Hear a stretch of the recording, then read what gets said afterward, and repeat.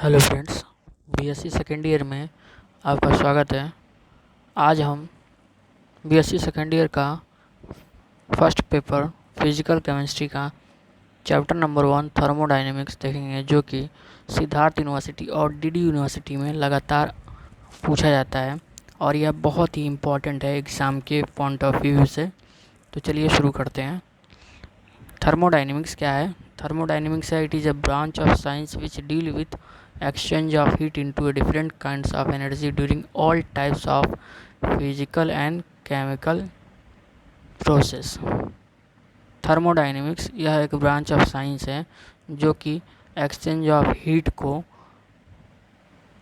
बताता है कि कितने हीट एक्सचेंज हो रहा है, तो किस फॉर्म में हो रहा है, और हो रहा है तो क्या एनर्जी प्रोड्यूस कर रहा है, क्या फिजिकल एनर्जी या फिर केमिकल एनर्जी प्रोड्यूस कर रहा है।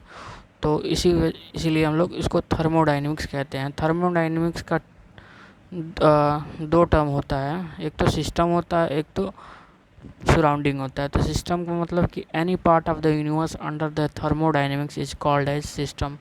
कह रहा है हम यूनिवर्स में किसी भी चीज़ के बारे में अगर स्टडी करते हैं तो उसे हम लोग सिस्टम कहते हैं। जैसे कि एक बाउंड्री है, अगर बाउंड्री के अंदर घर है तो घर जो है सिस्टम है, और जो बाउंड्री है वह एक सराउंडिंग का काम करता है। तो टाइप्स ऑफ सिस्टम, सिस्टम जो है 3 प्रकार के होते हैं: आइसोलेटेड सिस्टम, क्लोज सिस्टम और ओपन सिस्टम। आइसोलेटेड सिस्टम का मतलब होता है कि सिस्टम विच कैन नाइदर, मतलब आइसोलेटेड सिस्टम का मतलब ये होता है कि जो सिस्टम में ना तो एनर्जी क्रिएट हो सके ना तो डिस्ट्रॉय हो सके, उसे हम लोग आइसोलेटेड सिस्टम कहते हैं। जैसे अगर हम किसी इंसुलेटेड वेसल में अगर हम वाटर को रख देते हैं तो इसका exchange of energy nor matter with its surrounding होगा। और क्लोज सिस्टम का मतलब होता है कि a system which can exchange energy but not the matter. कह रहा है कि सिस्टम वह सिस्टम जो कि एनर्जी को एक्सचेंज करे पर किसी भी मैटर या पदार्थ को एक्सचेंज ना करे किसी भी सराउंडिंग में, से हम लोग क्लोज सिस्टम कहते हैं। एग्जाम्पल है कि if any amount of heat of water is place in the close metallic vessels exchange energy but not matter with its surrounding. Open system का मतलब कि system which can exchange energy as well as matter.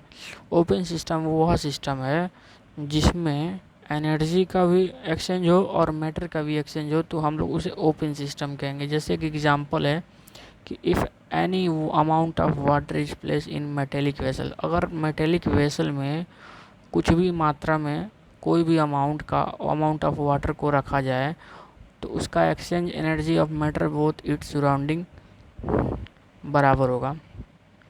Thermodynamic process, an operation which bring about the exchange in system is called process। जो भी कार्य किसी भी time पे हो रहा है या किसी भी टेम्परेचर पे हो रहा है तो उसे हम लोग थर्मोडायनेमिक प्रोसेस करते हैं। Process can occur under A variety of condition. जो प्रोसेस है थर्मोडायनेमिक का वह वैरायटी ऑफ कंडीशन पर डिपेंड करता है, विच मस्ट बी डिफाइन, जिसको डिफाइन किया गया है कि many things depend upon the nature of process. जो भी चीज़ हमारे आसपास में है वह नेचर ऑफ प्रोसेस पे डिपेंड करती है। रिवर्सिबल प्रोसेस और इरिवर्सिबल प्रोसेस होता है। Reversible process means when a process is carried out infinite slowly so that the successive state of the process are in equilibrium with previous steps, and a system can restore its origin conditions at any stage of the process is called a reversible system या reversible process. Reversible process का मतलब ये होता है कि अगर हम solid से लिक्विड फेज में जा रहे हैं और लिक्विड फेज से हम दोबारा सॉलिड फेज में आ सकते हैं तो उसे हम लोग रिवर्सिबल फेज कहेंगे। मीन्स कि एक स्टेट से दूसरे स्टेट में चेंज होने के बाद अगर हम वापस से अपने पहले स्टेट में आ जाते हैं तो उसे हम लोग रिवर्सिबल प्रोसेस कहते हैं।